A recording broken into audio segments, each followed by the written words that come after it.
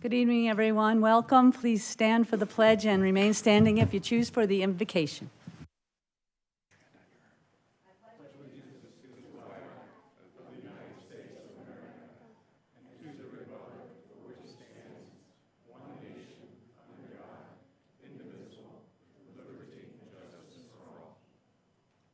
Thank you. Today we have Grace Holbert, Fountain Hills resident. Come on up.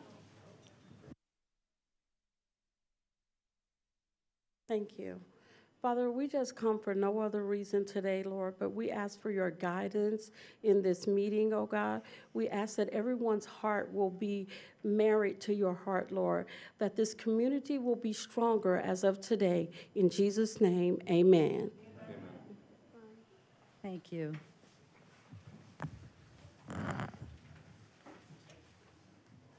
Roll call, please. Mayor Dickey. Here. Vice Mayor Kalavianakis. Here. Councilmember Friedel.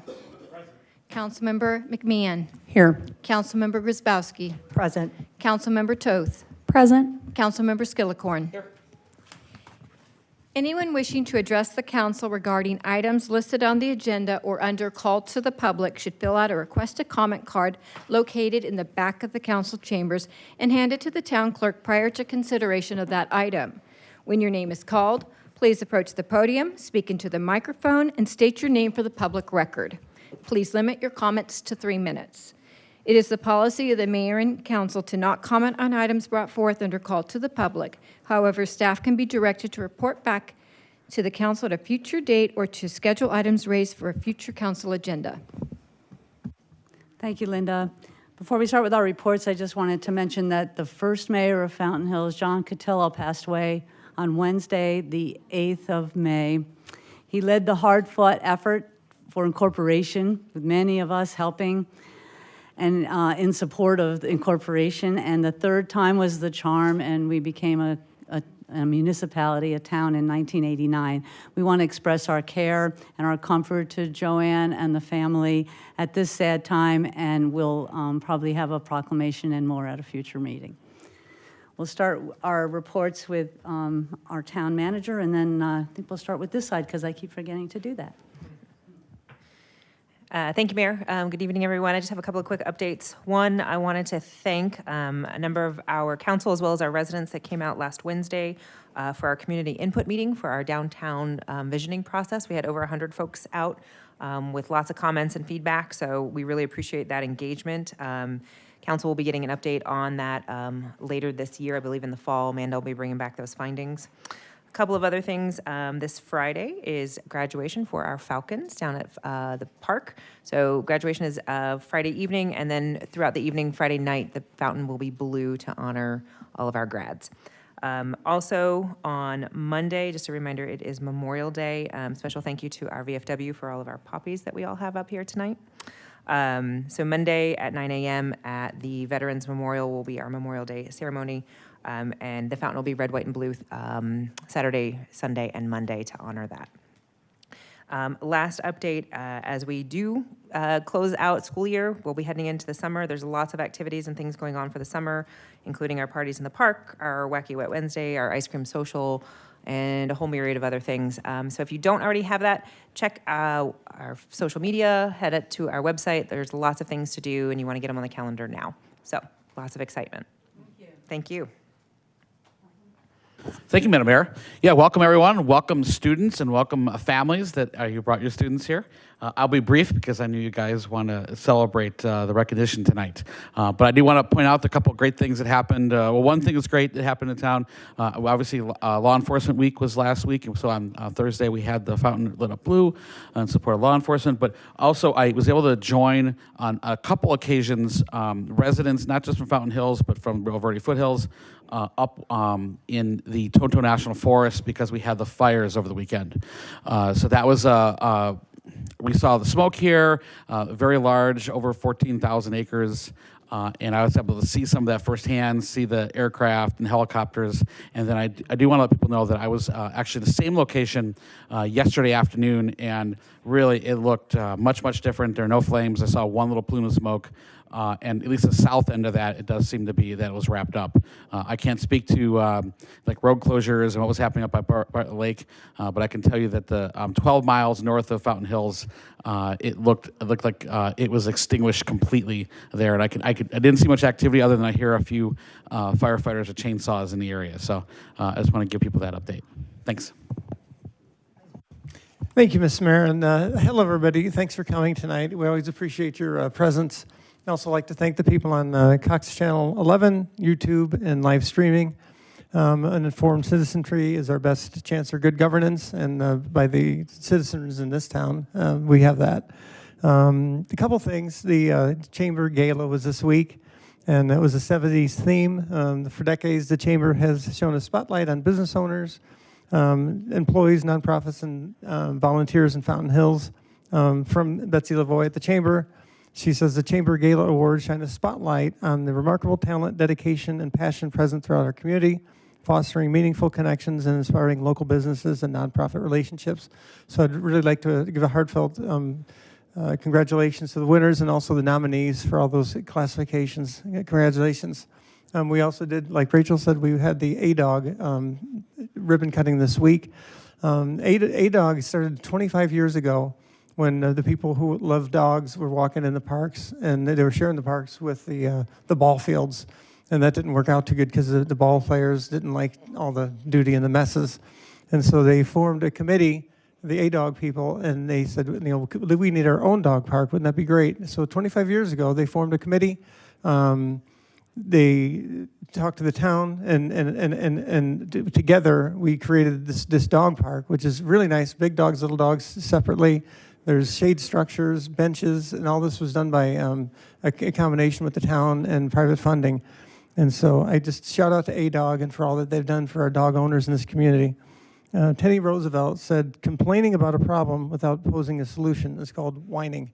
And so these people, they saw a problem and they created a solution themselves. And so they made things the way they wanted to. So congratulations, Teddy Roosevelt will be proud.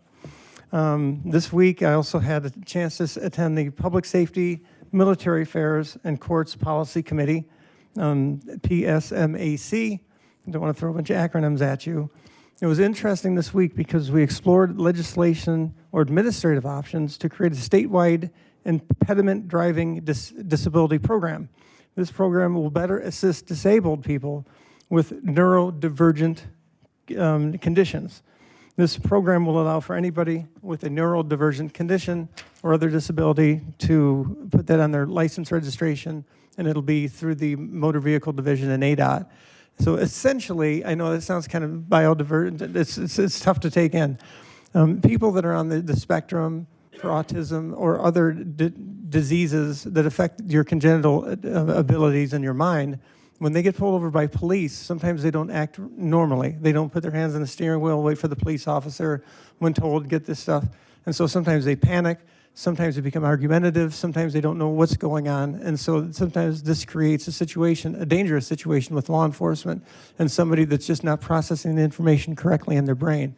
And so our committee, we passed a recommendation to take this to either the Arizona State Legislature or administratively to get this on people's driver's license. And so when the officer approaches a vehicle with a neurodivergent person, they will understand that they might have to be treated a little differently than a normal stop, and this will result in public safety. So it's a good committee to be on, and I'm really proud of the work that we're doing there. The one last thing I'd like to address is this past Saturday there was at the Chamber Gala, we celebrated Discount Air and Mike Jones, who passed away, one of our community leaders. And then this past Saturday, there was a remembrance service for Mike. Mike was the friendly face behind Discount Air. He's been one of our town's icons for over 20 years. And in fact, I myself am one of his satisfied customers. Great men are known by certain traits. These traits include strength, courage, independence, leadership, and assertiveness. By any definition, Mike Jones was a great man, a good husband and father, and he made a difference in our community that he lived in. So our deepest condolences to his family, including his business family and his customers. Mike, we miss you. Thank you, Ms. Mayor. Good evening, everyone, and thank you again very much for coming. I attended a few business meetings, the AZ League of Cities and Towns, looking at transportation and electronic vehicle potential tax, just like gas tax, not known yet.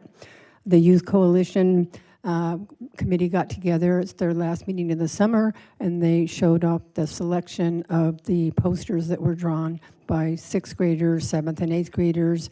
One or two of them are going to be, actually 3 of them are going to be picked to showcase the Youth Coalition this year. And the Valley Metro Board meeting as well. And also the Chambers 70 Disco Night Gala. It was a blast. I mean, it was so much fun to see everybody dressed up. You couldn't recognize half the men for all their wigs, their mustaches, and trying to be John Travolta. It was really, really fun. So thank you, Betsy and the Chamber. I appreciate it, and congratulations to all the nominees and the winners. And tomorrow there is an East Valley Partnership Board meeting, and we've invited Joe, Bill, and the International Dark Sky to present to them and showcase what's going to be happening and what's going to be built here in Fountain Hills. And they're really excited to see that presentation. So thank you very much. Thank you, Mayor. I also attended the downtown strategy planning session, and a lot of good ideas and comments were exchanged there. And as Councilwoman Brenda Kay mentioned, ADOG had a ribbon cutting, and 25 years, that went by so fast for those people. So Denise and her crowd has done a tremendous job with the help of the town staff at that dog park. It's one of the best in the area. I mean, we have people coming from all over to use that dog park. And I've spent a little bit of time down there helping them pull some weeds, so I know firsthand all the work that they're doing down there. So, and also I see Betsy in the back, a shout out for the Chamber Gala. Great food, great time, and great awards, and all the nominees, well-deserved, every one of them. And as Brenda Kay mentioned, Mike Jones, one of the pillars of the community, and he never met somebody he didn't want to help out. So this man was really something, and the celebration of life was really good. So thanks for doing that, Betsy, at the Chamber. And Monday morning, we will be setting up flags around 6 a.m. We do that all around the fountain. So if you haven't seen that, it's quite a spectacle. We get together with the Rotary people, and we go around and plant all those flags every Memorial Day. So it's a great event to attend. And then congratulations to all the graduates for graduation coming up on Friday night. That's it. Thank you. I missed the grand opening of the McDowell Mountain Elementary School, the library planetarium. So Dr. J let me have a personal tour, and that place is as fun and cool as it looks like it in the photos. And he also says, if you contact his office and talk to Krista, he can do the same for you. Of course, hopefully not everybody will call him right now, because he may need to spread some of those out. We also had 2 Arizona League of Cities and Towns calls over the past couple of weeks, and today is our favorite day of the month. It's Stellar Student Day. We love when you guys come. It's great to celebrate you. We appreciate seeing the families. We love seeing a packed house, and we know that it's because of you. Thanks so much. Thank you. Well, I also want to give a shout out to the Chamber for a beautiful gala. It was such a wonderful event. I really enjoy watching the leaders in our community get recognized, and it was a really, really special moment when Mike Jones received Business Person of the Year. In truth, I got a little emotional at that part. I think some people saw that, but Mike was a friend of our family's for some time, and I really think it's beautiful how many people can say the same. He was a really special part of this town, and I thought we did a really good job of honoring him this weekend. Thank you all very much. Little sister city news. We sent a note from our office to the new mayor of Zmosk, Rafael Zvolak, and thanks to Mayor Vonuk, who had come here a few months ago, and they send their warmest regards. Similarly, there was a change in Ataco, El Salvador. We reached out to send Thanks to Mayor Oscar Gomez, who's been here several times, and greetings to Mayor Luis Carlos Emilio Garcia, and so we look forward to those relationships continuing. Again, the veterans organizations will hold the Memorial Day service, 9 a.m. Bo James and some others came over and gave us the what they call the buddy poppies. Bo is the VFW Post 7507 adjutant, is that how you say it? Yes. And then also there's the National Moment of Remembrance, which was created and occurs at 3 p.m. our time, and it's in conjunction with TAPS across America. And residents will be there, including our Vice Mayor, at 3 o'clock at the memorial. I attended 2 League Executive Committee meetings. We had 2 this time. The DAR Liberty Tree event, Mayor's Youth Council graduation, which was very fun. They have some graduates coming out of the high school this year. The ADOG groundbreaking, East Valley Mayor's quarterly lunch, which was in Carefree this time. And I was proud to present the Tourism Award on behalf of the town and our economic development to the chamber, which I think surprised some people, and that was a fun thing to do. And the Mayor's Award to Dr. J. And yes, it was a very, very fun event. Right now, we're going to do the stellar students, which I read all the nice things about the kids from up here, and then we go down. We give you the certificates, Angela, and we'll take a picture, and then after that, I'll go right into the National Travel and Tourism Week, which the Chamber, as the Tourism Award honorees, are going to accept that proclamation. So let's start with our little falcons. And the first little falcon is Ava Dufour. Is Ava here? Come on up. Forgot to say, everybody stay up here and we'll take the picture afterwards. Ava represents kindness and compassion. She comes to school every day with a hug for her teachers and a smile on her face. She's always willing to share whatever she's playing with or doing with others. She's loving, kind, and gentle. Everybody, children and teachers alike, love Ava. We're so proud of her, and that's why Ava is a stellar student. Ava. Our next little falcon is Draven Smith Miller. Is Draven here? Come on up. Draven brightens everyone's day. He comes to school with a big smile, energy, and enthusiasm. He always wants to help. He's compassionate and kind and a real gentleman. There you go. We can't wait to hear about his continued progress when he goes to elementary school. He is a stellar student. Draven. Now we move to McDowell Mountain Elementary and Hadley Greenman. Is Hadley here? Hadley? All right, we're going to read good things about Hadley. It's an honor to nominate Hadley for the Stellar Student Award. Hadley is a positive role model for other students and lends a hand when she sees a need. She shows great respect and responsibility in and out of the classroom. Her smile is contagious, and her kindness is appreciated by teachers and students. Hadley goes above and beyond to put her best effort into all that she does and exceeds all expectations. Congratulations to Hadley for being an exemplary student, McDowell Mountain. Our next student from McDowell is Ian Pierce. Is Ian here? Come on up, Ian. Ian is everything a stellar student should be. In my STEM class, he's always an active participant. His ideas are amazing and outside the box, which we love. He's never afraid to dig into something new, and he gives his all to everything he does with a smile. He's always willing to help a friend or teacher whenever he can. When his class has STEM, like clockwork, when we're wrapping up our sessions, Ian starts to make his rounds through the room, pushing in chairs and making sure the classroom is all set without being asked. He's such a pleasure to have in class, and I know he'll be an outstanding middle school student next year. Ian. Our next student from the middle school is Audrey Del Mundo. Is Audrey here? Come on up, Audrey. Audrey, she's such a friendly student to both students and staff. She's helpful in the classroom. Audrey's very kind. She strives to do her very best. She always goes above and beyond. She follows direction, completes tasks, and cares about her work and others. Audrey is a true stellar student.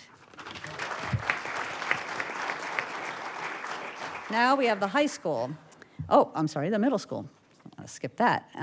Angel Rivera, is Angel here? Angel? Come on up.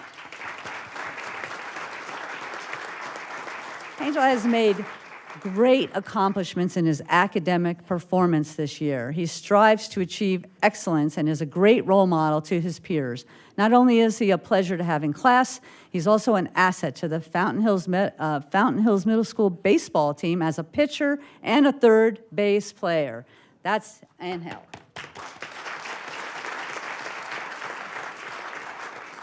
Next, we have the high school. Did I skip one? No, I didn't. Oh, I got the middle school. The high school, we have Hadley Chandler. Is Hadley here? Haley, duh. I'm sorry. We just read about you in the paper.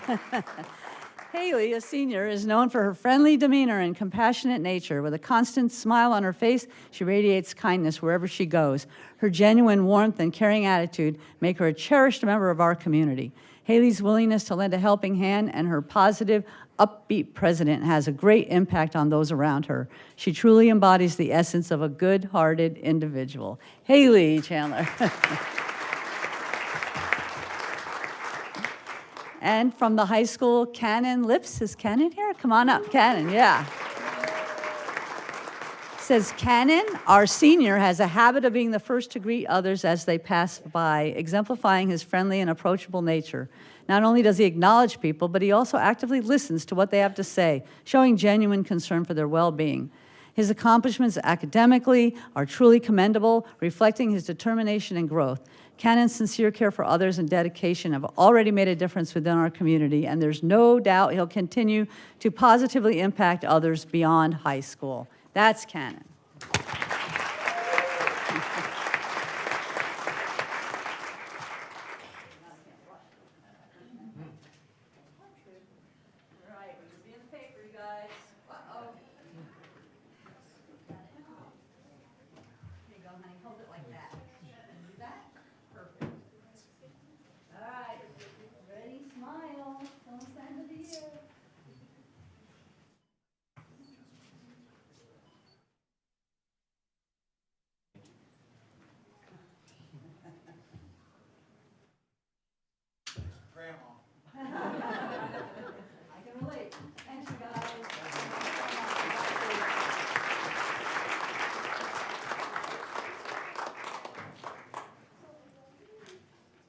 Okay, who's here from the chamber? Come on up.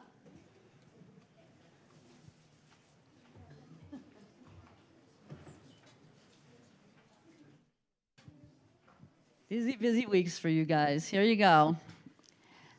So we're going to start a new tradition of giving this award, because it's always at this time, this proclamation, to the winner of the Tourism Award, which was you guys. So, yeah. I'll read it here. It says, whereas the travel industry is essential to the success of every industry and will continue to be a critical part of Fountain Hills' economy, development, and workforce, and travel is an economic powerhouse for every state and destination across the country, with an economic output of $2.8 trillion supporting 15 million American jobs.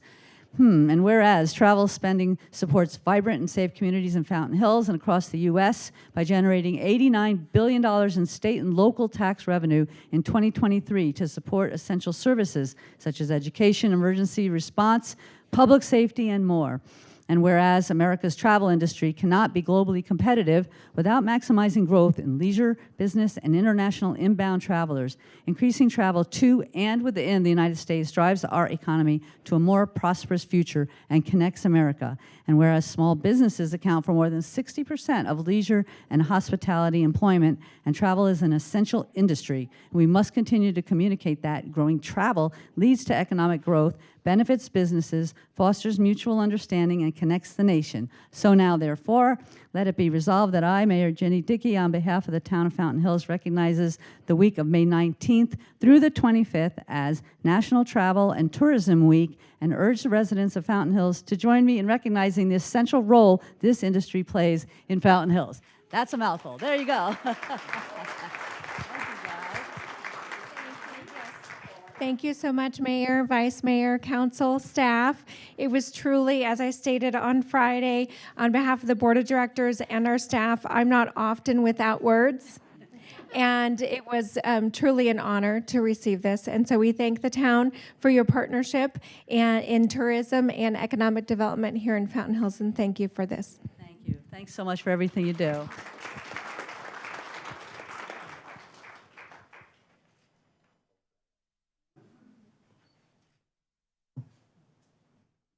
right. Thank you. Thanks, guys.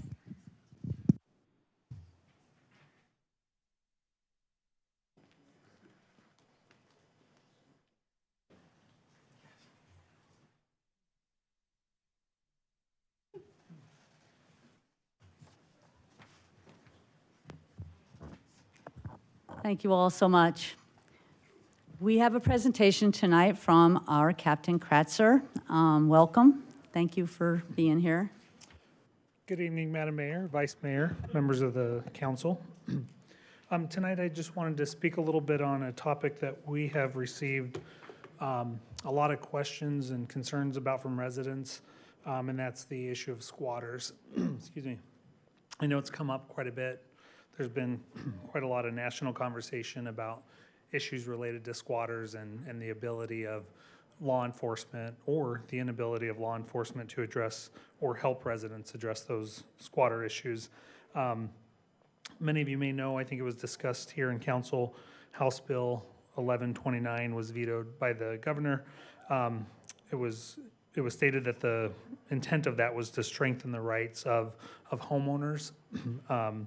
So with that bill being vetoed, there is some good news. We've spoke to the town prosecutor, also MCSO's legal team, and in the state of Arizona, the trespassing laws and some of the squatter laws are a little bit more. They're a little bit more strict, so we have ability to enforce our trespassing laws that are currently on statute. There are some caveats to that, but if there's been a lot of concern over, people who live here that are snowbirds that leave their home for 3-4+ months a year, and the concern of whether or not, people would be looking to move into their property while they're gone. So that's probably the biggest concern we've heard. And if that happens, what can they do? What should they do? So we've been trying to be consistent with our messaging to people, and we wanted to make sure we push it out today, especially after the recent conversations with town prosecutor and our legal, that if they notice that, if that does happen, absolutely and quickly call MCSO and we'll investigate that. There is a difference, and there are sometimes confused.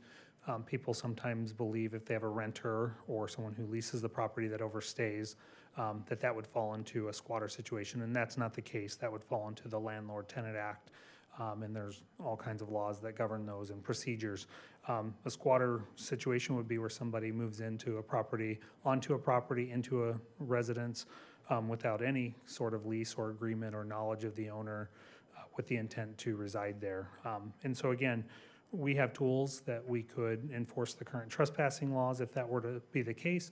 There are scenarios where squatters over a long period of time, that magic number seems to be a little bit elusive, but it's been stated in the ballpark of years, 5 to 10 years, they're on a property without any knowledge of the owner, without any contention, that they would then fall into a category where they do have certain rights and potentially have some claim to that property. So what we encourage people who are concerned about going out of state or leaving a property, maybe they have an investment property that's been vacant for some time, is to just either be diligent in checking on that property, having family or friends check on the property.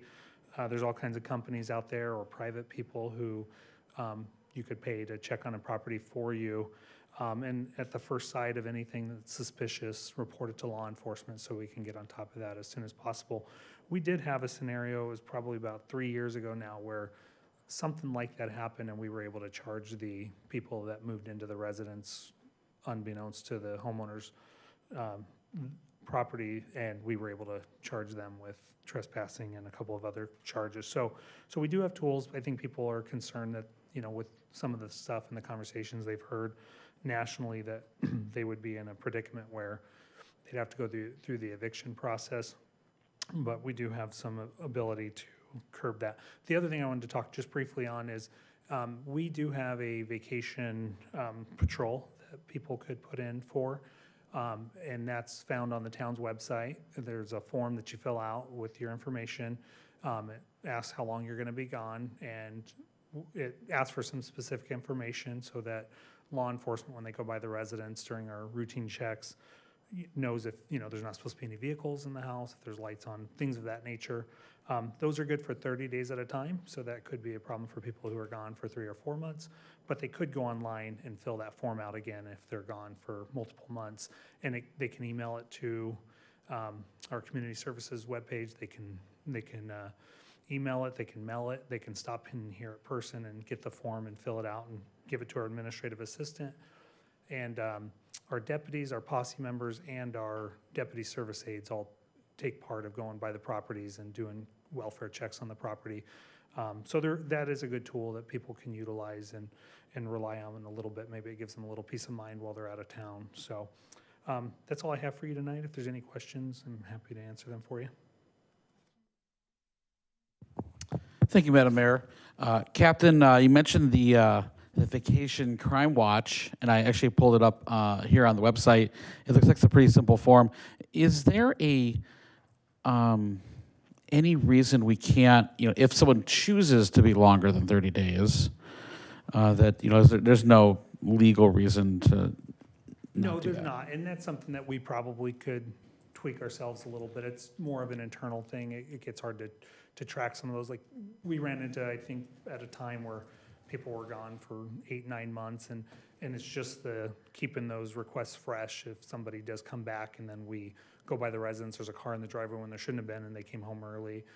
So I think the mindset behind that was just making sure that they're updated and they're up to date so that we have good information and we're not unnecessarily scaring residents or homeowners. But that's something that we could consider, because I know for us in Fountain Hills and some of the snowbirds, 3 to 4 months is pretty typical. We could look at extending that time frame. It's not a set in stone policy. And Mayor, Captain, this is something that I'm looking into, and I'm doing a little research. There's some tiny latitude that we could have. We could also define what a renter is, what a squatter is, things like that. Like, I look at what the state of New York did, and this is something that I'm currently looking into. But this is also another thing that we could open up dates to and look at a little closer to. Yeah, and I think there's been some conversation with the town manager and town attorney kind of going down that road of what, and I've heard the council talk about that at times as well. And I think all that's being looked into, and obviously MCSO will be a good partner and work with our legal and just make sure any ordinance that's passed is enforceable by us, for sure. Okay. Thank you, Ms. Mayor. Thank you, Captain, for your informative report as always, and thank you for your service to our community. We have an ordinance on the books on leave-behinds and peddlers and people that leave things on people's doors. This is the political season now, and I know there's a lot of people that like to leave behinds, and with the nature of our residents being going back to Minnesota, Chicago here, could you just explain why, public policy-wise, that what it does to our seasonal visitors when people stack unwanted flyers and things on their property? Yes, thank you, Vice Mayor. I think you're speaking to maybe the concern that people then, it's easy to identify that maybe people aren't home, so when those stack up, newspapers, things of that nature, and plus, those pamphlets tend to blow away, so it also creates an issue with littering. But definitely the concern from law enforcement is it makes that house obvious that it's vacant or no one's there, and it makes it an easy target for someone to select to burglarize the home or, maybe even squat in the home. I'm not sure if that's where you were hoping I'd go with that, but. I just want to just let people know that, that this is, you're trying to get a message out there, but it's doing a disservice to the people that you're visiting at their home, that if they're not here and you put a leave behind out there. So just thank you for addressing that. Thank you. All right, thank you so much for everything you do. Okay, our next item is called to the public. Do we have any speaker cards? Yes, Mayor, we do. First, in your packet, there is a comment from Jennifer Brown. And then in person, we have 2 speakers. First is Barry Wolborski, And on deck is Lori Troller. I am Barry Wolborski, as you all know. And I have a topic today that might surprise you. I'm going to talk about the wayfinding signs. I think the wayfinding signs are a total waste of the town's money. Although the county decreased the cost of the signs from $1 million to a mere $550,000, $300,000 of which has already been spent on design studies. It's still a bad idea. In business, we say never throw good money after bad. In other words, take the loss on the $300,000 and don't compound it by spending another $250,000. Wayfinding signs will not bring $1 into this community. They are a generations ago idea before smartphones and automobile navigation units. Nobody uses them anymore. If you pull into a new town and want lunch, you take out your phone, type in lunch restaurant, Fountain Hills, and you get your choices. You examine the menus, then click on your choice, and voila, directions to the front door. No one uses wayfinding signs anymore. The signs add to sign pollution, which detracts from the landscape, also detracts from drivers seeing important traffic signs. But it even gets better than this. Not only do the signs need to be maintained and replaced as they wear and look even worse, but every time an entity closes, moves, changes its name, or gets added, the signs have to be updated or replaced, adding to the real cost of the signs. Please remove this antiquated, costly item from the town's budget.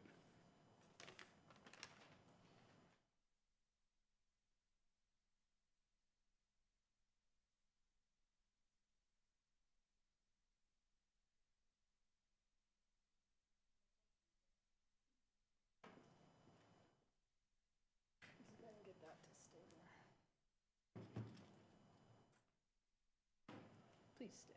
Please, please. By now, just about everybody here knows what I'm about to say.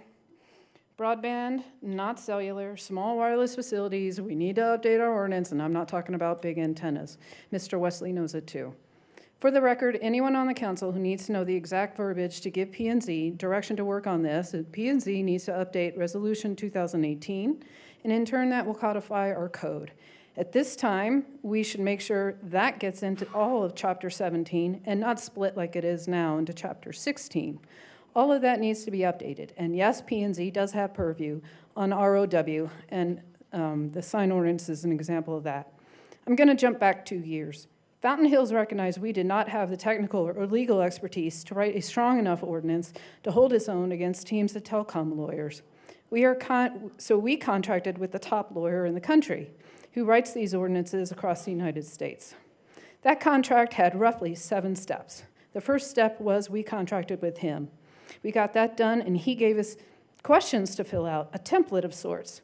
We do our best to fill it out. We give it back to him. He writes a draft. He gives a series of presentations, more drafts, Q&A sessions until we're all happy, and Campanelli stays with it through the codification to our code. And then he's done. That's what this illustrates right here. So what happened? He gave Fountain Hills the same template that he gives everyone else, Houston, Chicago, Gilbert. It doesn't matter. It's just a template. It doesn't have state or municipal code in it yet. Were you under the impression that that was a draft? If so, I ask you to revisit the document, because if you were expecting more from the process at that point, you weren't there yet. And that document needs to be passed to P&Z, and they need to continue the process. We know Aaron and his law firm spent up to 8 hours writing questions for Attorney Campanelli. But that's the last we heard of Campanelli. Why is that? Then in steps P&Z. P&Z didn't get anywhere without help from the lawyer, or at least the documents the lawyer wrote. They've been asking for help for over 4 months, only to be told repeatedly no. They aren't permitted the Campanelli's document, they aren't permitted the questions Aaron already asked Campanelli, and they aren't allowed to talk to experts. Why is that? Why was Campanelli literally contracted to codify Chapter 16.2 into 17, and P&Z is refused to do the very same? Why is Mr. Wesley saying P&Z doesn't have purview of the broadband ordinance when they are allowed to work on the sign ordinance that's on ROW, the same situation? And easily 10 more examples of that in the code. Council, please take control of this 2-year stonewall Please don't abdicate your power to Aaron and give P&Z the tools they need so they can get an awesome ordinance to you and you can vote on it and have an amazing accomplishment. No whining. All facts. Thanks.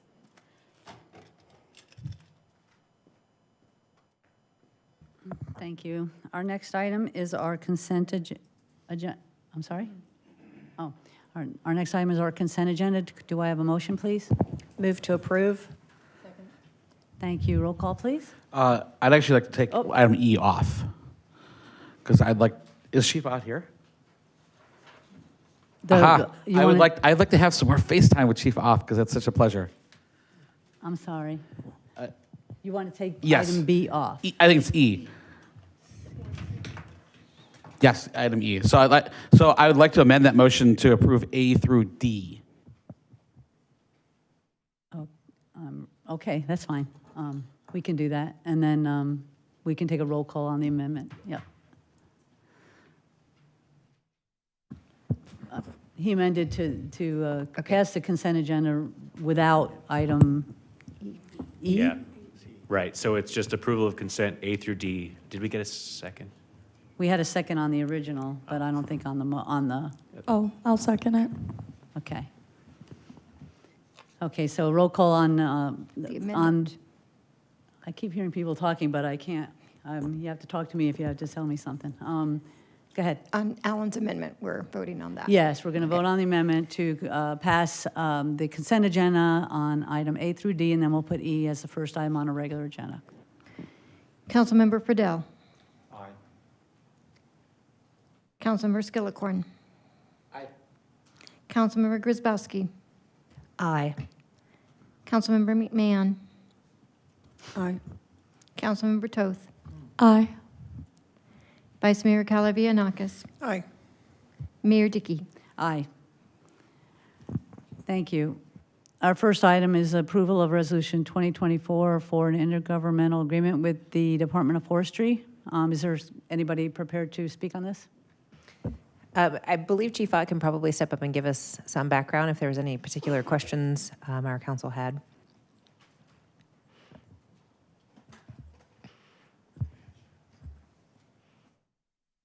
Good evening, Mayor and Council. The IGA is just another tool for us to be able to work with our interagency partners, and moving forward, the IGA with DFFM helps us in a wildfire situation in areas like the state trust land, McDowell Mountain Park, who's actually under the purview of DFFM. It kind of establishes the relationship pretty much as a mutual aid agreement, but it also establishes some costs for either side. So if we were in a situation where we needed to pull assets in, that would also kind of give us an idea of what that could cost us if there was a charge on that, and as well as if they required assets from us, that we would be able to bill those back. There's a billing mechanism and a rate in there as well. It also establishes some training criteria for us to meet that wildland criteria. Really one of the biggest things is that it helps pull us into that interagency realm of when we do have something, if we needed air assets.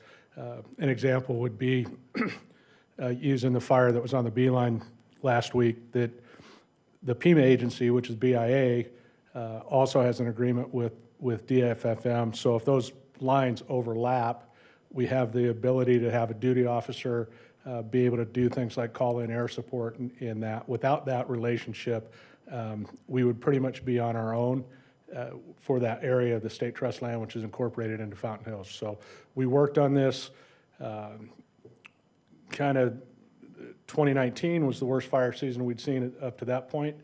We were in the process of formulating this relationship between the town and DFFM at that point. We all decided that we were busy, we were tired in October. We would move forward with it coming into the following spring and get that relationship set up before fire season started. And then we all know what happened in 2020. We no longer had the meetings. They felt that our word and handshake deal that we kind of had before would suffice if we needed it in the meantime until we could actually get back in person. There was also a change in the state forester and some of their paperwork process had kind of changed a little bit at that point and stalled. We got back to the point where now that rural metro is not really in the mix anymore, there was a little sticking point between the private side and DFFM. With that, we had clear lines cut starting in January, and the fire that we had last July up in Eagles Nest, or August in Eagles Nest,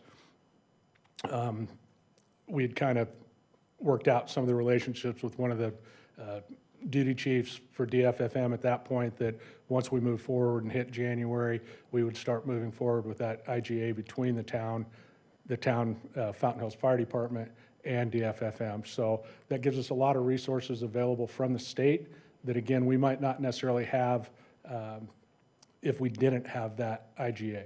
So it just helps us cement the relationships with our other interagency partners. Thank you, Madam Mayor. Chief Ott. So obviously, I mean, I read in there about mutual aid. I read in there about sharing equipment. Do you think that part of me wants to wonder, and I'm sure that your answer is satisfactory, but if we're receiving more aid or giving up more aid, kind of what was your thoughts there? Mayor, council member, I think at this point that we would be receiving more aid. Okay. I think it's a better deal, as most of these agreements will be moving forward to us, that I think we're going to be receiving more with those resources available to us. And there's some things that we couldn't do on our own without that relationship, where if we needed air assets, like we almost had called in Eagles Nest last summer, we can't do that without having that interagency agreement with DFFM. So there are linked to the Southwest Coordinating Group. And Mayor, Chief, so thank you. That's very helpful to know. I am curious. Let's say there was a fire either at McDowell Park or the State Trust, and previous to this, what assets and who would be fighting that? Is that going to be a Scottsdale? Is that going to be someone else? I mean, how would that work? Mayor, council member, past history has had us being the first responders in there for what we call IA, which is initial attack. We still have that arrangement moving forward. And then wasn't the Diamond Fire, it was, there's been too many fires and I can't keep the name straight, but the fire that we had in McDowell Mountain Park almost 3 years ago now, we were there on the initial attack. Kind of had set that up. I'd coordinated with the state duty officer at that point. They were already rolling assets for it. We just added some support until they came in and took over. There were 5 agencies, I believe, that responded to that fire as well. So the state took care of that. If it was a state trust land, again, our responsibility will be initial attack and coordinating with the state to bring in other assets for that. So between Fort McDowell, Rio Verde, Salt River is also part of the PEMA agency. That gives us some resources that, even though it's not BIA land, we would still be able to get some resources from Fort McDowell and Salt River, wildland-wise. We've got 2 Type 6 wildland trucks, but in a situation like that, you need a few more assets to get it under control early. So. And Mayor, Chief, I'll do the 2 last ones here. Is one, there's a little bit of training. Kind of give us a rundown where we are with the additional training that's required because of this, and then is there anything that you learned and can implement for our own town safety over the last weekend with that? Obviously the fire we had last weekend. I'll start with the first question last, Mayor and council member. I didn't really learn anything that I didn't know before on the Wildcat fire. It kind of started, it burned, it moved away from town, and again, they were on it and had a Type 3 IMT team come in to manage it quite early, which is key right now. We're lucky at this point that it's early in the fire season. There's a lot of resources and assets available in town. I think I saw 3 different VLATs, which are very large air tankers, flying on Saturday, which sometimes we don't always have that. When there's other areas that are on fire, a lot of those assets will be moved towards that area. And then as things progress and they're available, there would be other assets to move in to back them up. And as far as the training goes, part of that asset availability, if you will, is to be red card certified. And that's just another level of training for a firefighter, but it's wildland specific. And it deals, some of the simple things are you have to pass a pack test, which is a 45-pound pack. You have to be able to do 3 miles in 45 minutes with that pack without running at a steady pace, which kind of shows your conditioning. And then there's a couple of classes, 130, 190 to start with, that are wildfire behavior classes. And it's, once you end up being kind of seated in as a structure guy, you think, okay, we have a house fire, couple hours, we're back, taking showers, everything's good. Wildland fire, you could be out there on a campaign fire for 14 days before you rotated out of your operational period. So the training is a little bit different. The mindset's a little bit different. And without having that red card training, we would not be able to provide assets as a staffed type 6 response vehicle to the state or any other agency that would be billing that. So any fire that's state or National Forest or, excuse me, BIA or BLM, you would have to have red card certified firefighters there. So through this process, of our 30, we've got 9 people that have kind of stepped up to be able to fill those roles and provide service in the brush truck if we need.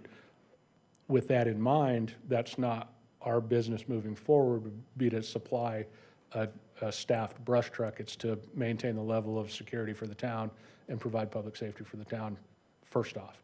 But with that additional training, we've got some wildland urban interface that training's valuable for anyways. So even though not all of our people will do the PAC test, they all have to do the wildland refresher, so they have that training in their pocket. It has terminology with it. It also teaches you the fire behavior, upslope, downslope, those types of things, wind direction. So it's a valuable training all the way around, even though we might not have all of our members red card certified. So. You're welcome. Any further questions? Can I get a motion? Move to approve as written. Second. Roll call, please. Councilmember Skillicorn. Yes. Councilmember Guzbowski. Aye. Councilmember McMahon. Aye. Councilmember Toth. Aye. Councilmember Fidel. Aye. Vice Mayor Calabianakis. Aye. Mayor Dickey. Aye. Thank you. Thank you. Thanks, Dave. Our next item is, I can see Justin coming up. Is there any intro here? It's No, this is a Justin show from here on out. I think we're starting off with Golden Eagle Park, is that right? Yes. Yes, ma'am. All righty. Good evening. How's everybody?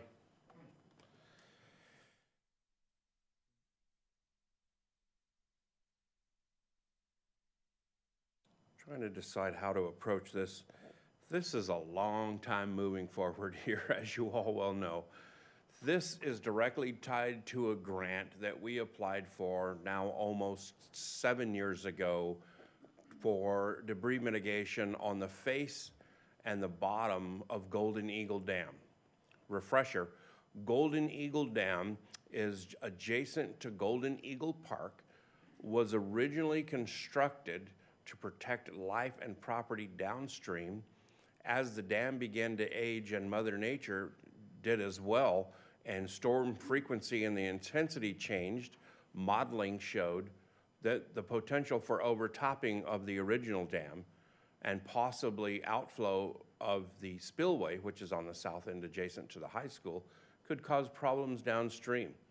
So there was the flood control district in the town partnered, raised the dam, and added linked to the spillway to protect life and property downstream.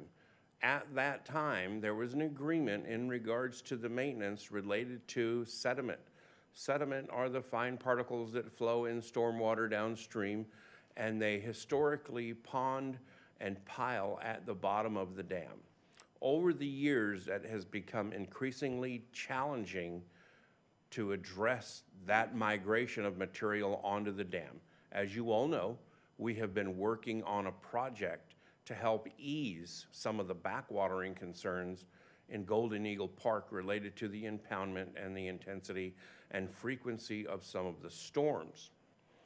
There's a grant that covers part of that design and the eventual part of the construction. Staff has been before this council and others and asked for permissions to spend additional funding and allocate additional time for the Golden Eagle Park impoundment project. That is now approved. We are about ready to release it onto the street. Ideally, staff will return in August and ask for a notice to award a bid to start construction. Having said all that, this grant is tied to the next phase, which is just the face of the dam and the very bottom of the dam. Each year, we get an extension on it. Excuse me, and this year we simply ran out of time. We believe, based on the progress, that this is likely to be the last amendment to this, and we'll be able to utilize this funding in FY '24-25.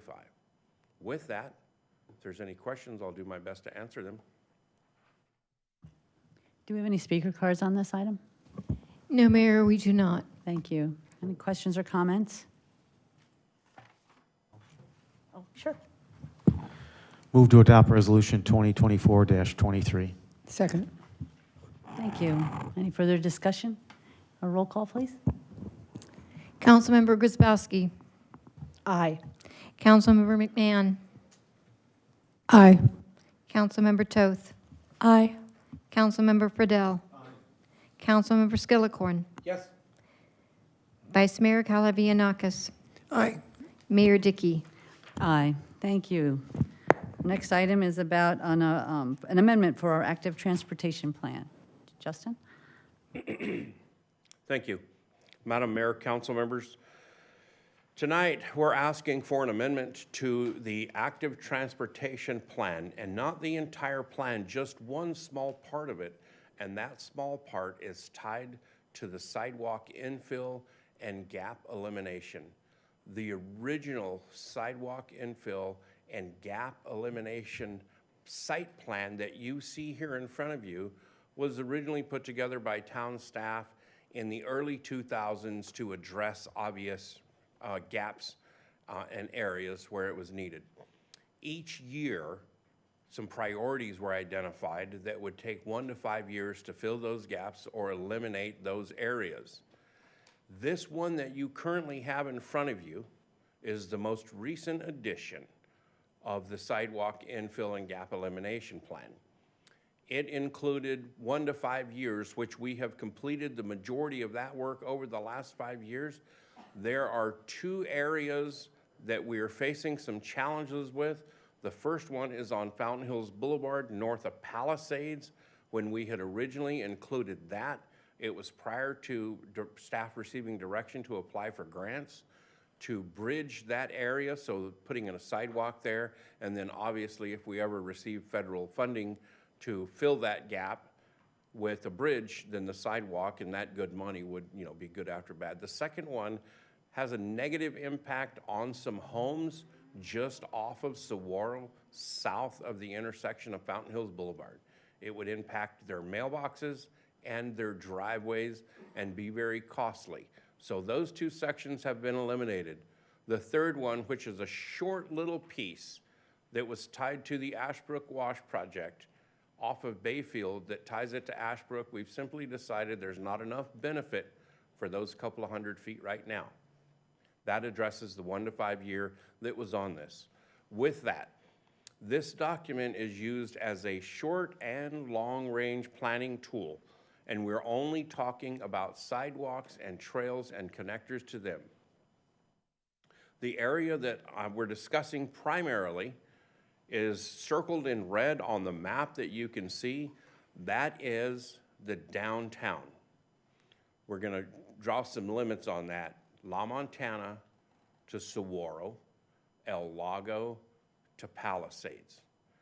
What we are looking at primarily is to eliminate the gaps on Verde River between the Avenue and Palisades, on Parkview between La Montana and Saguaro, and on La Montana between Avenue of the Fountains and Palisades on the Bashes side. Everybody kind of got their bearings about those locations? These are the areas that have been determined by the mayor and council and citizen input to be the priority at this time. There is another little section that is improperly circled right here on this map. This is not the area. The area that we're talking about is actually off of Eagle Mountain at Summerhill. In my own personal opinion, this is an underserved area because not many of us get down there. In fact, myself and I've made multiple trips into that area as part of our visits and design to eliminate a gap there and provide for a safer crossing. We got a plan approved by the Pedestrian and Traffic Safety Committee, inked a deal with the Homeowners Association and the adjacent golf course. Made one more trip out there to take a look around, and I discovered I erred, and I erred badly because I did not recognize that there was a sidewalk ramp there or a curb ramp that was simply not usable. We went back to the drawing board, went back to the Pedestrian and Traffic Safety Committee, asked for their blessing to make a change to create what I would call is not quite a mid-block crossing. Met with the partnering agencies, the Homeowners Association, and obviously the golf course. These are the stakeholders. And then came to this council in its position as a board of directors for the Eagle Mountain Improvement District and asked for funding of the unspent balance in there.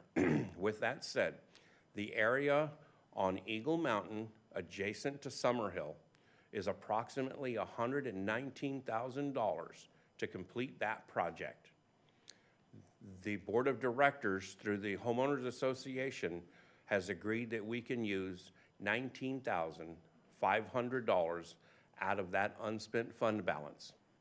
The adjacent property owner is the golf course. They have also offered up an additional $19,500. The balance to finish the project would be the town's share, and that's approximately $81,000 for that. As we're working through the budget process, one of the projects in there is a multi-year for sidewalk infill. That $81,000 of the town's funding portion would come out of that project for next year. Keep in mind, that is a relatively small project and something that we can tackle. However, the balance of this amendment is multiple years because it, again, once it involves the downtown area, we first have to establish the design and how we want it to look when we're finished. And as part of that, began the process of applying for grants. A short break right there. We will utilize this document just like we have in the past to apply for grants.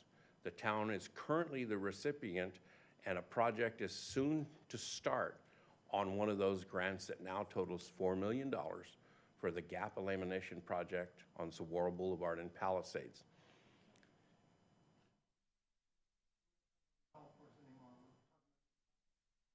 We're talking about the amendment, and I spent a little bit of time on that other portion, Madam Vice Mayor, but now we're right back up into the downtown because it's a much larger and much longer duration. But did we have questions about the lower section? Yeah, thank you, Ms. Mayor. Yeah, it was supposed to be $119,000 minus, say, 2020, it's going to be $80,000. Would that qualify for grant funding? Madam Mayor and Madam Vice Mayor, I'm not aware of any call for grants for that right now. Would it? Absolutely. There's certainly a possibility that we could apply for either design assistance or construction after the design assistance, but I'm not aware of any of those on the horizon. So could we tap the brakes and apply for grant funding?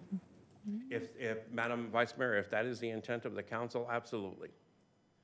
Because it seems like these infill projects, just like the drainage projects, normally qualify for some kind of grant funding. And if we could do that here, I think that'd be preferable. That would be my desire. And then skipping back to the downtown, if you look at the Appendix 6, Slide 3.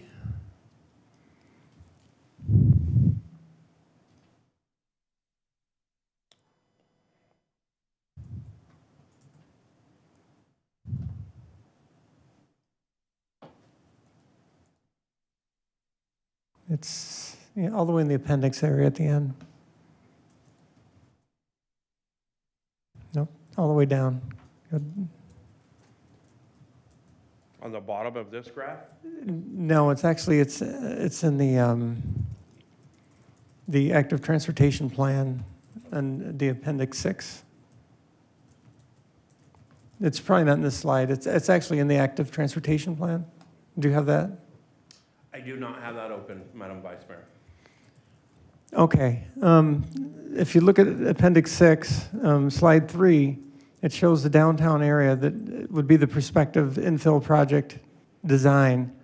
It says the downtown cost estimate would be $1.1 million. Is that what you have in mind? Madam Vice Mayor, we currently do not have an estimate because the infill at that time was substantially different than what we are proposing, or at least what we've heard from the mayor and council and the citizens in regards to that. So I'm not comfortable giving a number for any of the sections in the downtown right now. Well, it's in the plan, so it's the numbers already in there. It's just in the appendix under priority projects, option, opinion of probable cost. Not having that in front of me, can you provide a little bit more detail about the location on that? Well, this just has all the different projects and estimated expenditures, like Saguaro Boulevard, cost estimate 3.7 million, Palisades, 710,000.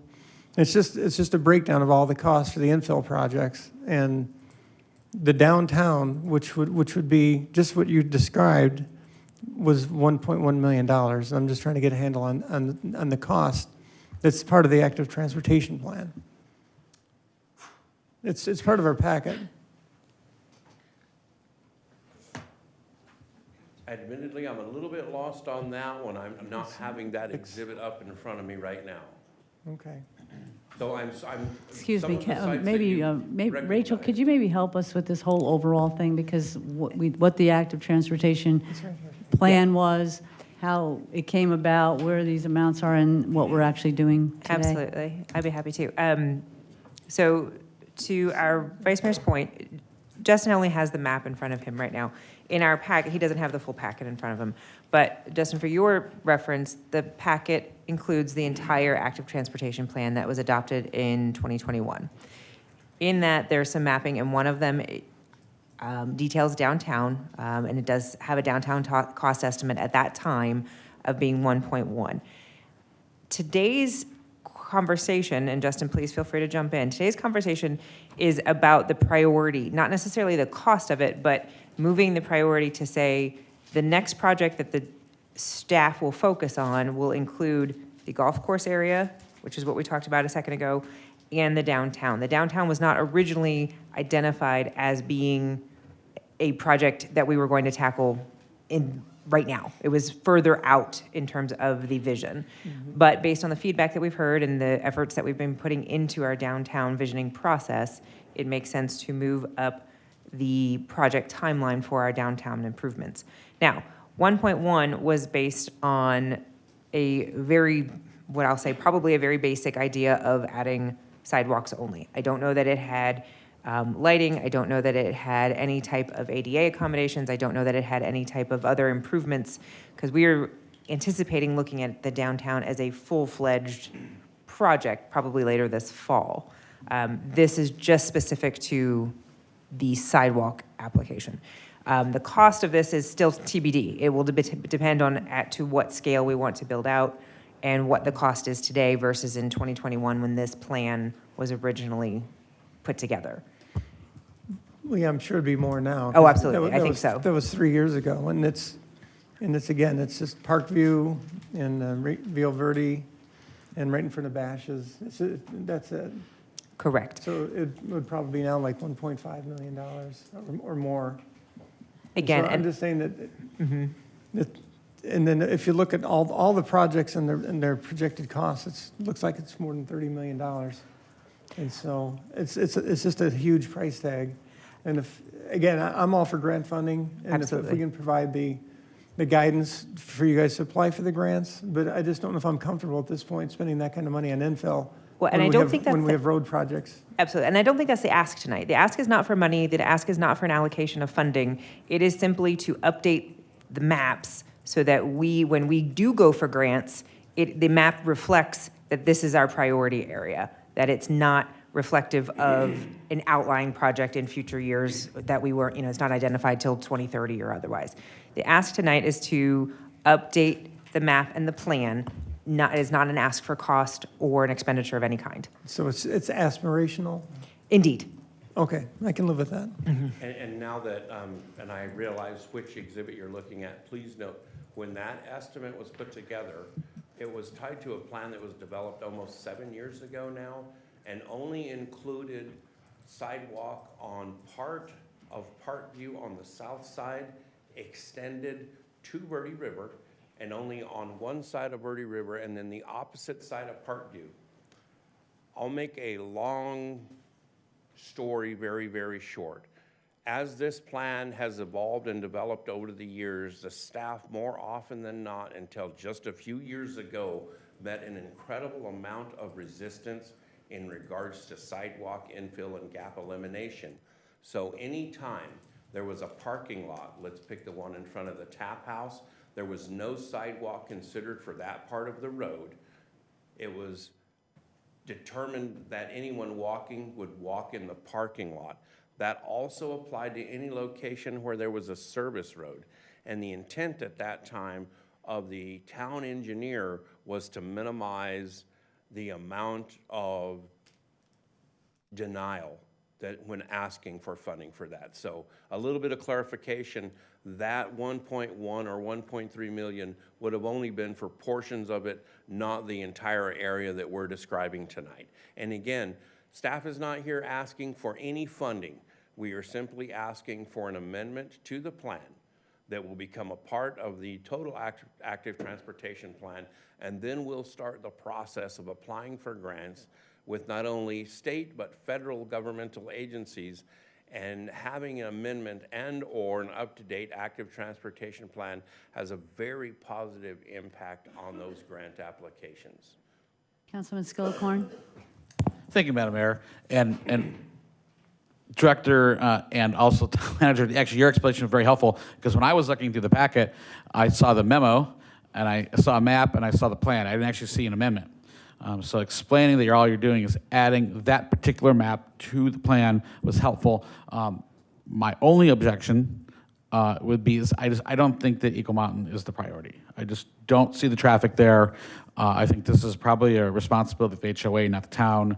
And I don't see a lot of traffic there, and I don't see this benefiting our businesses. I mean, yeah, theoretically, people could be walking up to where Fry's is, but I don't see them carrying ice cream in a 118-degree day, walking that path. So I just don't see that as a priority.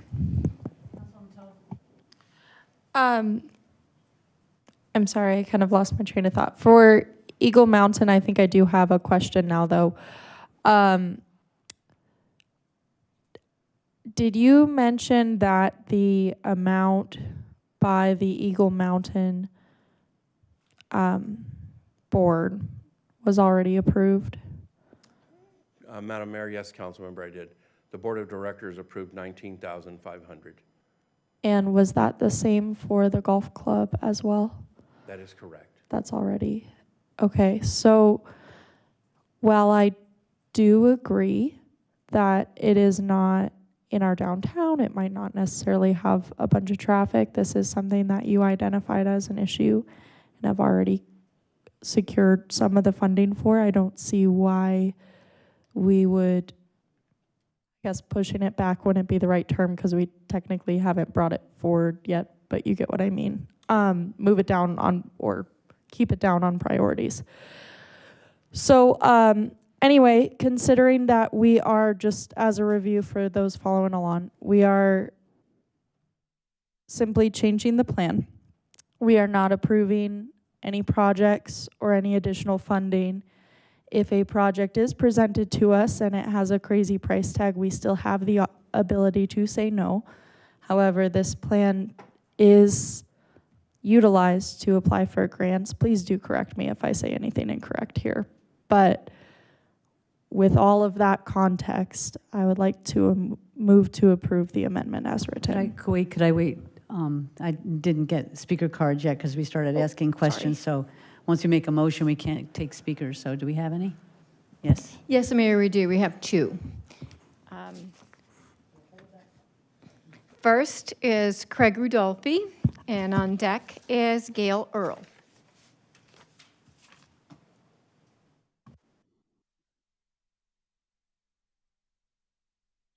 Good evening, Mayor Dickey and council members. My name is Craig Rudolphi. I'm a resident of Fountain Hills, currently residing in Eagle Mountain. I am also a member of the board of directors of the Eagle Mountain Community Association, and I am speaking for the board as well as the residents this evening. We are advocating for the new sidewalk as well as a relocation of an existing crosswalk. Residents that are out walking and wish to go to breakfast or lunch at Eagle Mountain walk up Summer Hill. When they reach Eagle Mountain Parkway, they must walk in the street facing oncoming traffic in order to get to the driveway of the golf course, which leads them to the clubhouse. Residents also walking to Fry's need to cross Eagle Mountain Boulevard and encounter this steep slope that Director Weldy has mentioned on the opposite side of the street. Residents, and I myself, have slipped and fallen on that slope due to dirt and small pebbles that just happen to wind up on it because of the environment. The ramp is not ADA compliant. Relocating our crosswalk will remove the steep slope as well as address the golfers crossing the street to go to the driving range. Golf course statistics from the Eagle Mountain Golf Course show that on average for the past 3 years, the golf course issues 6,000 driving range passes. That means that there are 6,000 golfers crossing Eagle Mountain Boulevard to get to the driving range and 6,000 golfers crossing Eagle Mountain Parkway to get back to the golf course in the opposite directions. The golfers do not use the crosswalk. They cross mid-block, which is where we're proposing to place the relocating of the sidewalk. We've been fortunate that there have not been any serious incidents or injuries to either pedestrians or golfers who crossing Eagle Mountain Boulevard. As Director Weldy mentioned, there are funds remaining in the Eagle Mountain Community Facilities District that arise from the defeasance of the last outstanding bonds, and that amount is $19,500. In conversation with the Eagle Mountain Golf Course, they have also agreed to contribute $19,500 to the project. The golf course will install a pathway from Eagle Mountain Parkway to their clubhouse so that they have an easier access to the clubhouse. We are requesting that the council approve the project to improve the pedestrian and traffic safety on Eagle Mountain Parkway. Thank you for your consideration, and I'd be happy to answer any questions if you have some.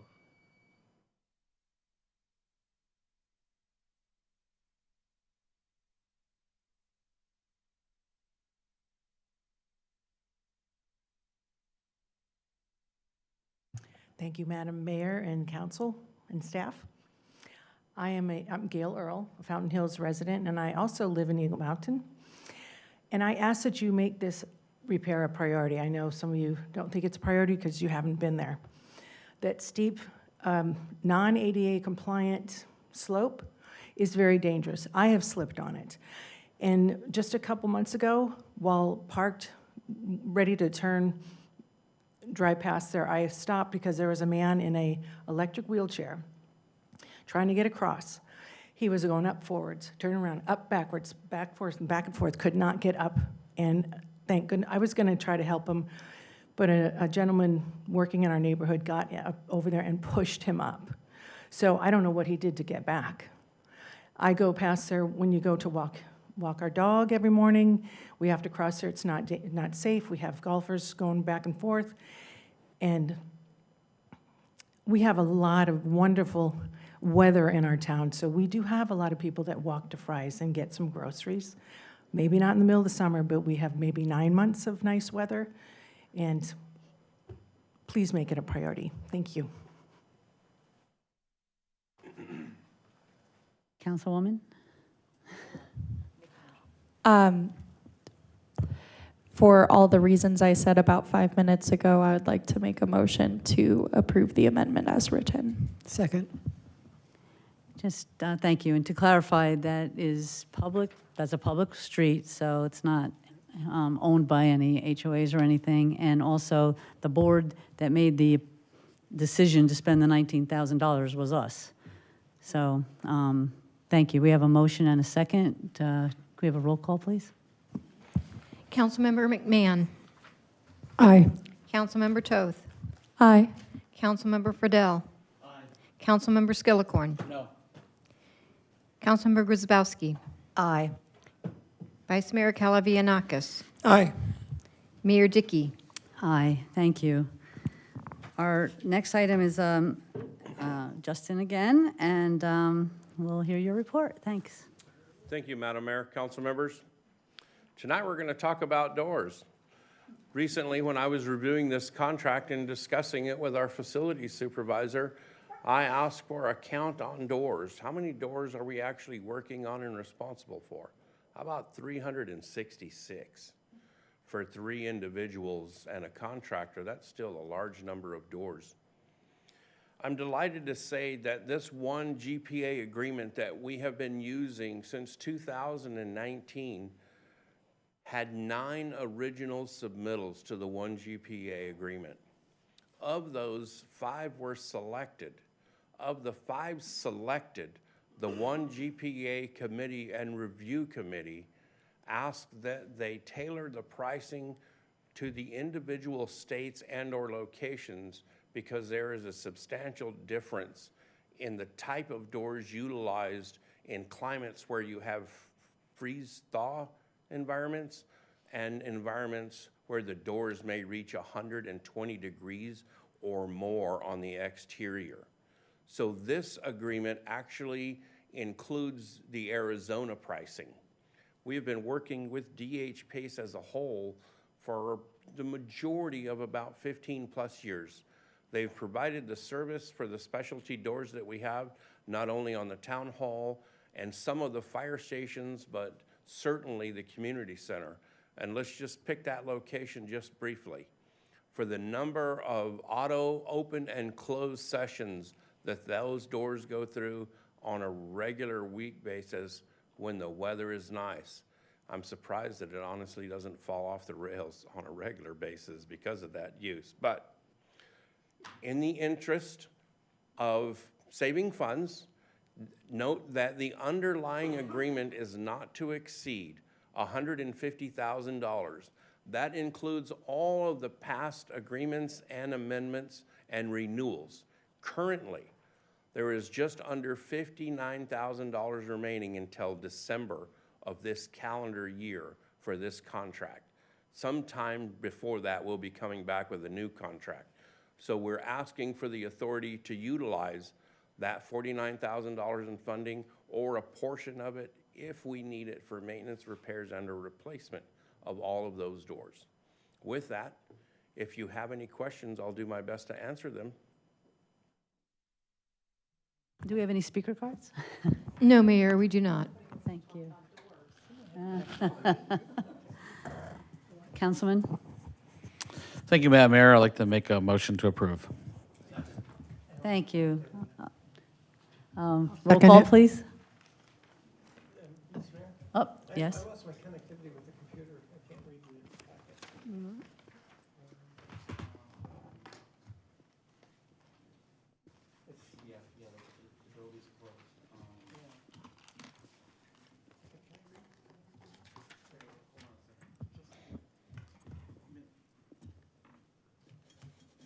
What would you like to see? This agenda item, is this agenda? Right, the doors. Okay, 9C. $49,000 if we spend it. Yeah, it's just kind of.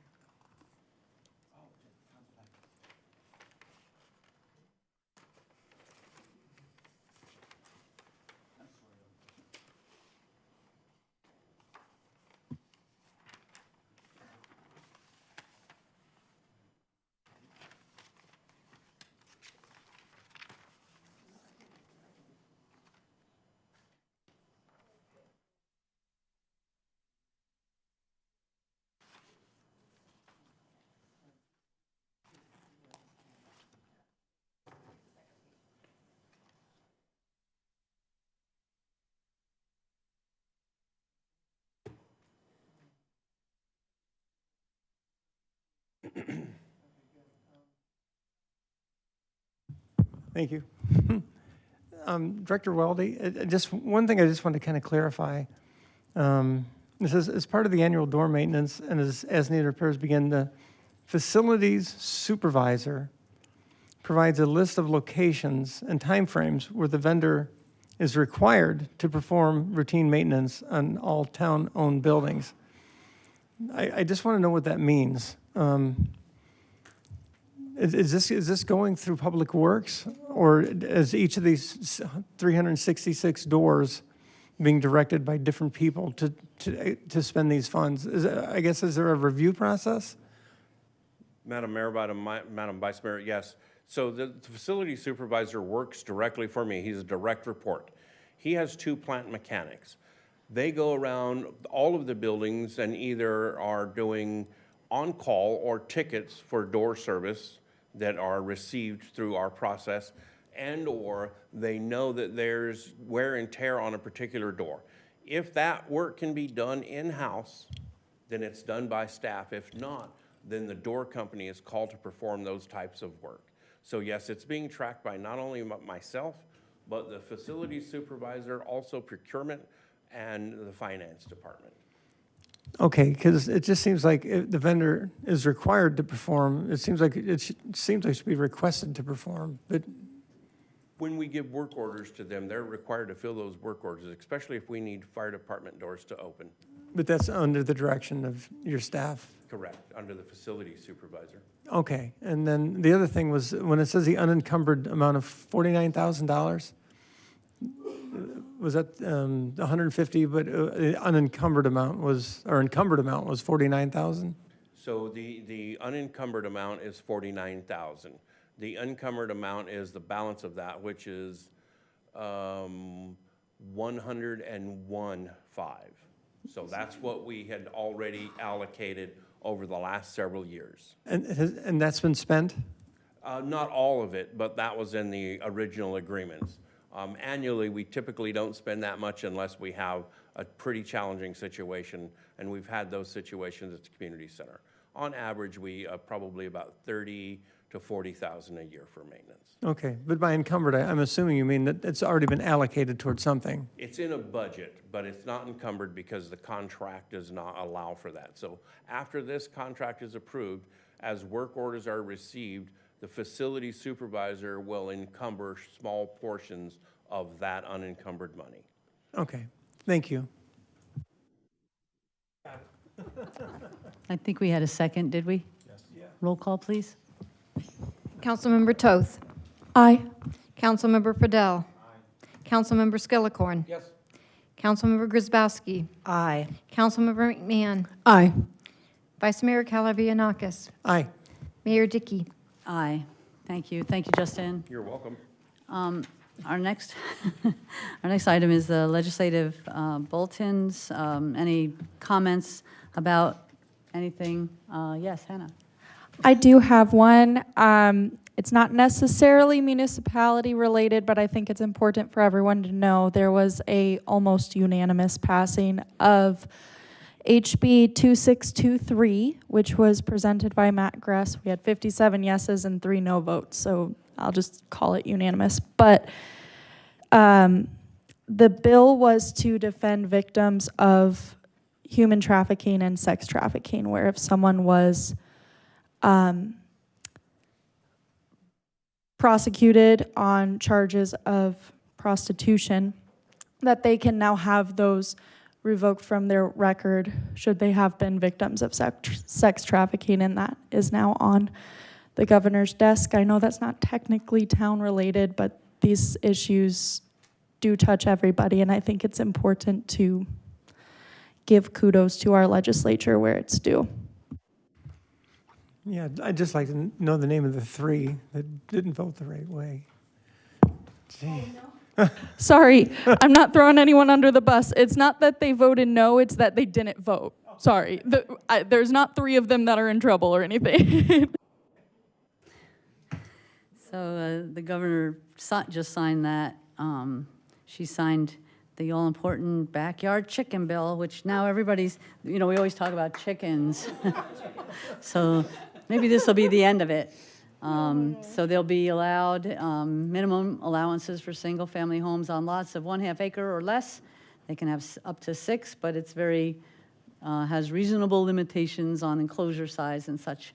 I think I'm reading that she signed 2720, the ADU bill, which is 75,000 or more people, but I'm kind of surprised, but that's, I'm sure there's a lot of ins and outs to that. So that's the one that the league obviously opposed, that allows the ADUs, casitas, and if you're above 75,000, it preempts already established ordinances that cities may have.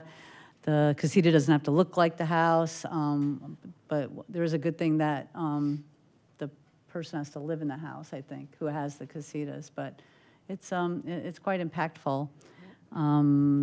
She did pay, and she signed 2721, which is another middle housing municipal zoning bill that the league could get behind. So they supported that, and she passed, and she did sign that, and she signed the bill that Hannah was talking about. So we wait and see. They meet on Wednesdays most of the time. Just real quickly, we've got the second most bills introduced ever, 1761, and second highest ever. The league tracked 570 of them and registered in to testify on 25 of them, and registered an opinion on 100 of them. So it's been a busy, busy week. It's the session. Anything else about that? No? All right. Our next item is discussion of items that were brought to us, called the public. I don't think. I actually do have one, Okay. Or 3, but all about the same thing. For the 5G ordinance, with all of the confusion with requests that we're getting from planning and zoning, I would like to add to our next agenda to have a discussion about, or a discussion about waiving our attorney-client privilege on Campanelli's proposed ordinance, so that planning and zoning may review that. I do think it's important that they're able to see what has been said about the 5G requests, and also for consolidating Article 16.2 of the Town Code with Chapter 17.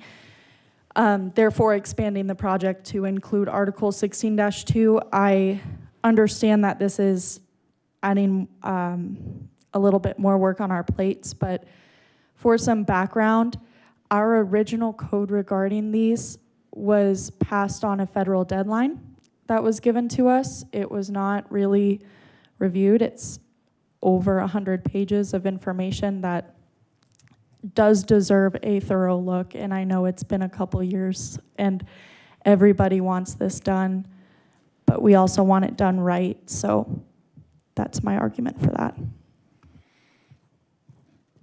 I would second that. Aaron, I would ask, does any of that require executive session as far as waiving rights or that kind of thing? The advice regarding waiver of attorney-client privilege I would suggest that it be an executive session. The discussion about whether to formally act to do so and whether to consolidate 16-2 with 17, that would be public. Okay. Okay, so we would have an executive session, that meeting you're here, Yes, to on the discuss 4th, the correct. waiver. and then possibly take action on it. The other item, not sure we could get that done in this amount of time. That would be up to have to talk to John and such, but I think we can move those items forward if legally that seems like the process we can follow. I mean, I think at this point we were waiting for P&Z. There's all these, time deadlines and things like that. But they're not meeting now until July. So I'm looking to see if you think this is okay. And it looks like you're saying yes. It is. This is ultimately a policy directive from the council. Okay. And in terms of the agenda item, I think that I can probably put something together for discussion. Okay. Okay. Yes, sir. I know that we passed the parking for at-home businesses, but I think we need to bring that back and clean that up a little bit. Rachel and I had a little discussion about that. And I know John's not available to do that right away, but we want to rework that and take a look at the 6 visits being 3 round trips and that kind of thing too. And then the enforceability of that, it's going to be complaint driven, I believe. Correct. And then I think there was some question about on-street parking as well. Yes, on-street parking, yeah, right. I'll second that if it's necessary. The timing is just the question, Yeah, just to make sure. correct. I mean, I understand Yeah. wanting to do it, but I'll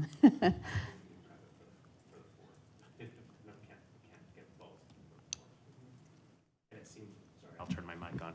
And it would seem as though, given the timing of summer recess and planning and zoning's meeting, that Hannah's item would be timely for that. Is that fair? Yeah, that's fair. So this will be after we come back then. All right. probably, Yeah. yeah. All right, that's good. It's a slow time too, Yeah. so. Okay, thank you very much.